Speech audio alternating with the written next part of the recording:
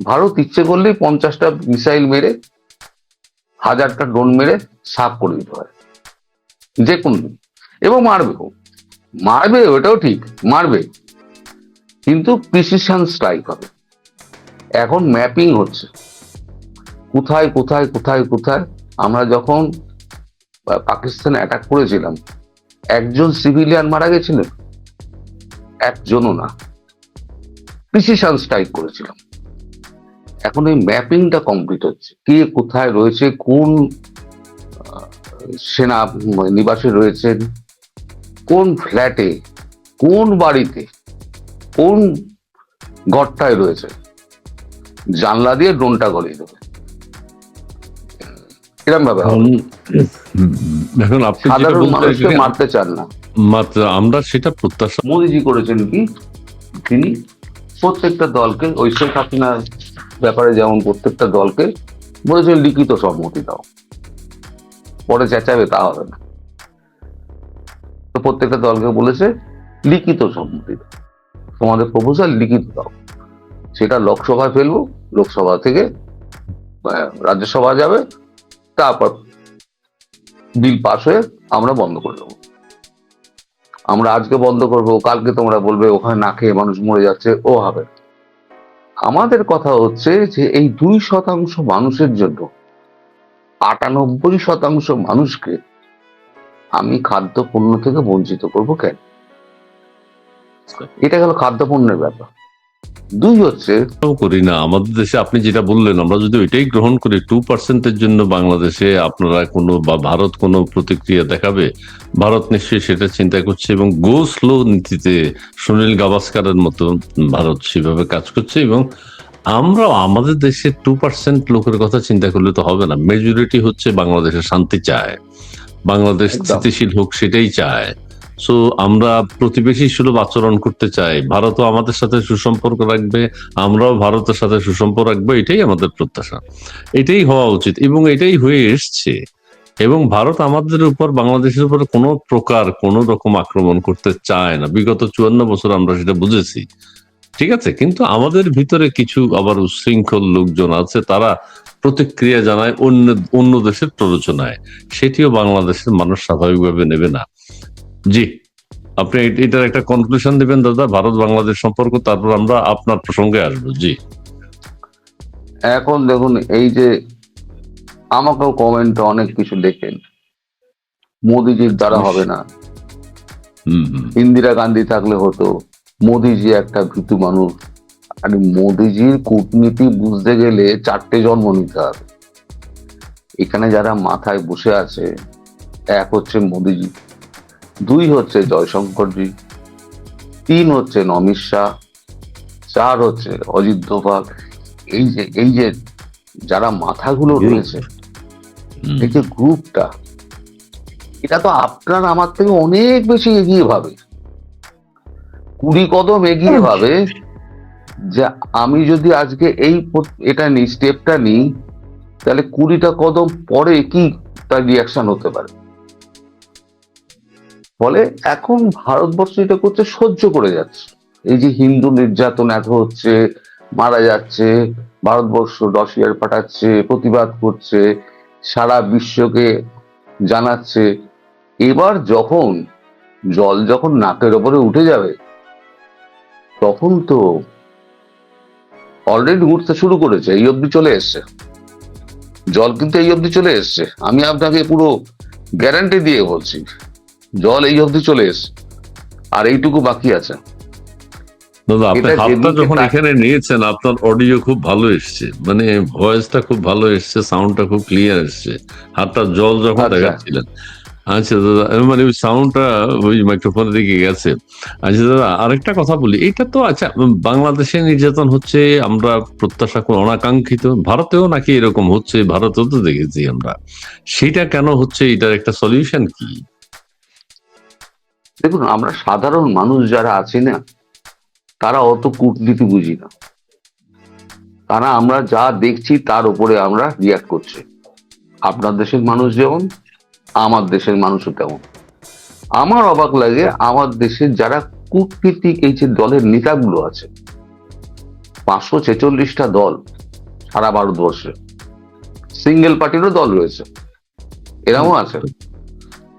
মানে 8 জন 10 জনকে নিয়ে তৈরি, এমএলএ কে নিয়ে তৈরি হয়েছিল, বাকি সব ছেড়ে চলে গেছে, সেই নেতাই পড়ে রয়েছে, তার তো নিবন্ধন হয়ে গিয়েছে, দল হিসেবে টিকে গেছে, তার একটা এলাকায় একটা প্রভাব রয়েছে, সে একা এমপি হয়ে সে গিয়ে চেঁচায়, সেও বিরোধিতা করে। বলে এরা কেন বুঝতে পারে না এটা?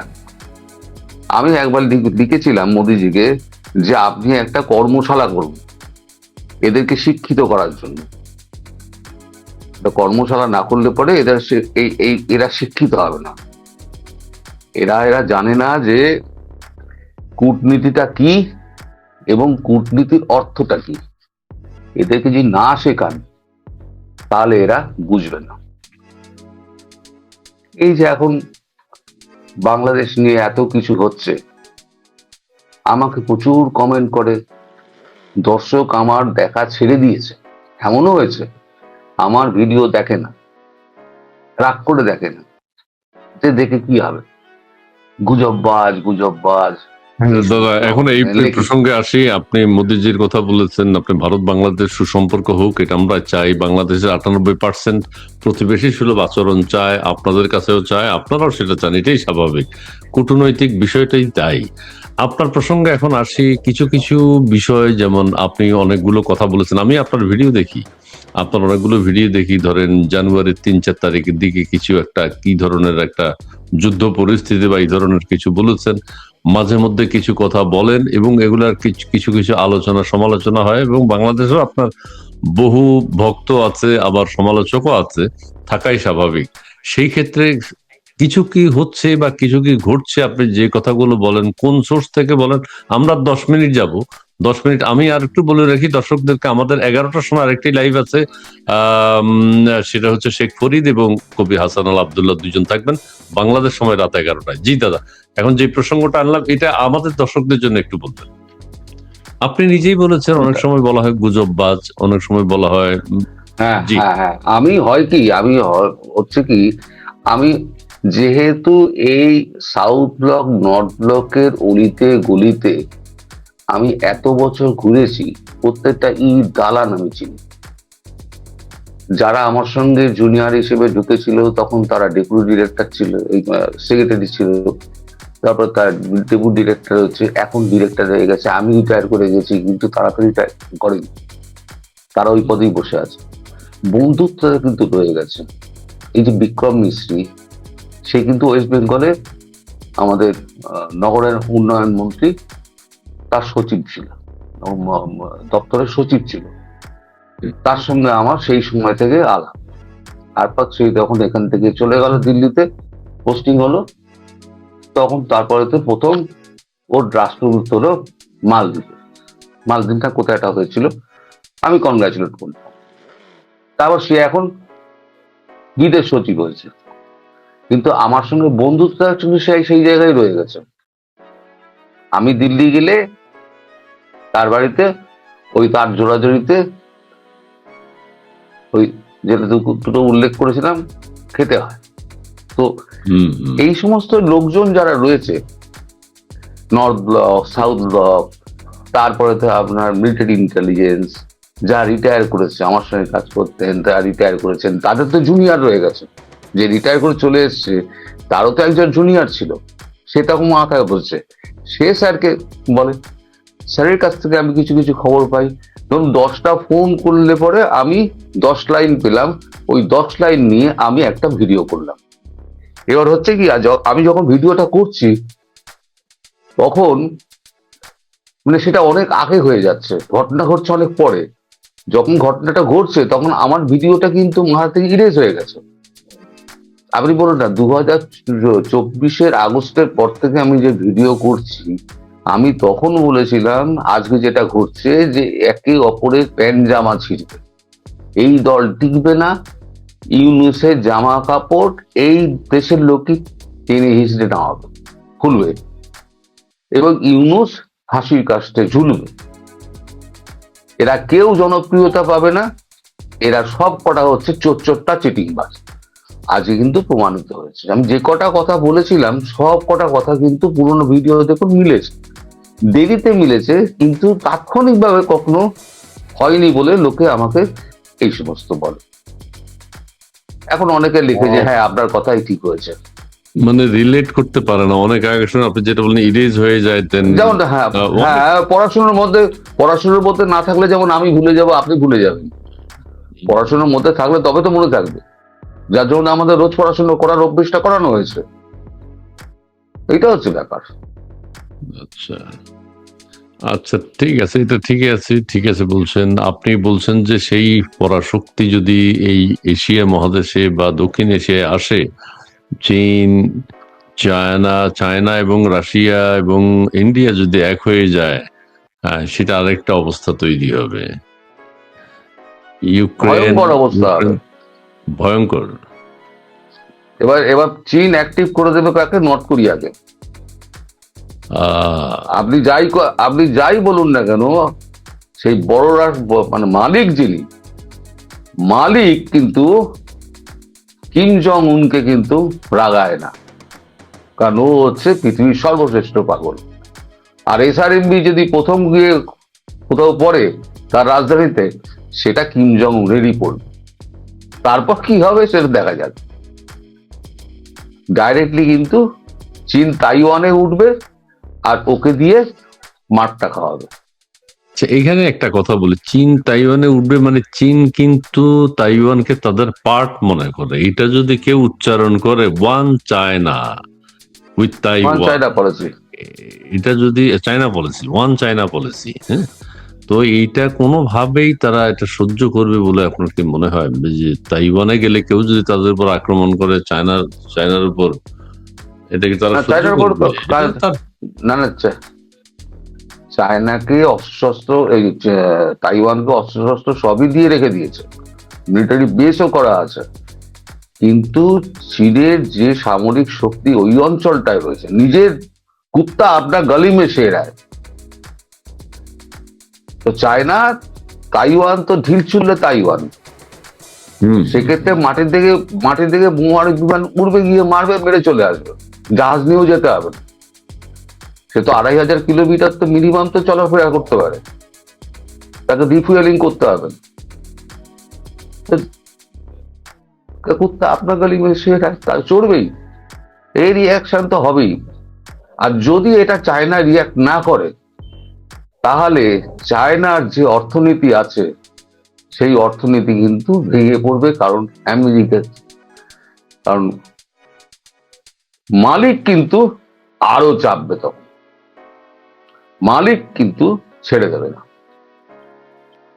মালিক ওখানে তখন হবে কি, আজ থেকে 25 বছর বাদে ইতিহাসে লেখা হবে এক সময় চীন একটা প্রকাণ্ড শক্তিশালী রাষ্ট্র হিসেবে উঠে এসেছিল, তারপরে চীনের এই পতন হলো। এটা কিন্তু 25 বছর বাদে ইতিহাসে লেখা হবে। ফলে চীন ইতিহাস থেকে শিখেছে, সিভিলাইজ তো আমাদের মতো সিভিলাইজ কান্ট্রি, সিভিলাইজেশন একটা ইতিহাস হয়েছে। তো সেখান থেকে চীন শিখেছে যে কি করে উঠে দাঁড়াতে হয় এবং সেই জায়গাটাকে, মাটিটাকে ধরে রাখতে হয়। চীন থেমে থাকবে না।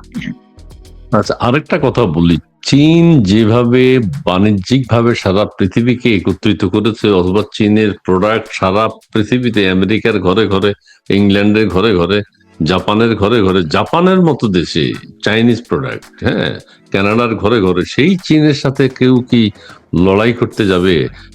চীন যদি টুথব্রাশ বানানো বন্ধ করে দেয়, আমেরিকা টুথব্রাশ পাবে না খুঁজে। চীন যদি আলপিন বানানো বন্ধ করে দেয়, অন্য একটা দেশ সে আলপিন পাবে না, কারণ প্রোডাকশন কষ্ট অনেক বেড়ে যাবে। সেই ক্ষেত্রে এই হুমকি ধমকি চলবে, কিন্তু চীনের সাথে অনেকের ধারণা কেউ কখনো কোনোভাবে যুদ্ধ করতে আসবে না। আপনার কি ধারণা? এটা বলে আমরা শেষ করবো। না, চীনের সঙ্গে তো ডিরেক্টলি যুদ্ধ করবে না, সে সাউথ ইস্ট এশিয়ায় ঢুকবেই না, কারণ তিনটে দেশ তার যদি ফ্লিট এগিয়ে দেয়, এটা কি করে ঢুকবে? সব পঞ্চম নৌবহর, সপ্তম নৌবহর, দশম নৌবহর, কোনো নৌবহরে ঢুকতে পারবে না। নিউক্লিয়ার সাবমেরিন আছে যারা বছরের পর বছর ধরে জলের নিচে ঘুরে বেড়ায়, 3 দেশেরই আছে, মারবে তো তলায় ঢুকে যাবে, ডিটেক্টও করতে পারবে না, এখানে কোনোদিন আসবে না, ডিরেক্টলি কোনোদিন জড়াবে না, খোঁচা মেরে যাবে, অর্থনৈতিক ব্লকেট করার চেষ্টা করবে, যেটা ভারতকে করার চেষ্টা করছে। ভারতও জেফরি বয়কটের মতো খেলে যাচ্ছে।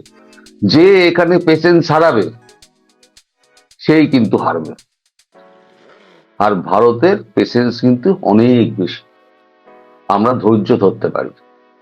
তবে আমি আমার এই কথাতেই দাদা শেষ করি। তানভীর হায়দার লিখেছেন, আমরা যাব না বিশ্বের কাছে, বিশ্ব আসবে আমাদের কাছে, বাংলাদেশি পাসপোর্ট, গ্লোবাল আইসোলেশন, শান্তির কুকুর। আচ্ছা, এটা কিন্তু উনি বলেছেন, কিন্তু একটা প্রাণীও উনি বিদেশে পাঠাতে পারেন নাই, একটা টাকাও তিনি বিদেশ থেকে বাংলাদেশে আনতে পারেন নাই।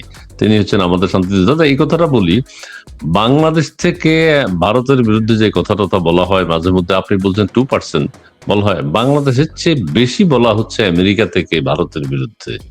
এখন বর্তমানে রাষ্ট্রপ্রধানই বলছেন, আমি এগুলো দেখে অবাক হই কিছু, কিন্তু হ্যাঁ, যে মোদিজি আমাকে ফোন করেছে, মোদিজি আমাকে সালাম দিয়েছে, মোদি আমাকে রিকোয়েস্ট করেছে, তারপরে ভারতের উপরে এই করতেছি সেই করতেছি, উনি আমারে খুশি করতে হবে, এগুলো কিন্তু বাংলাদেশের মানুষ বলে না।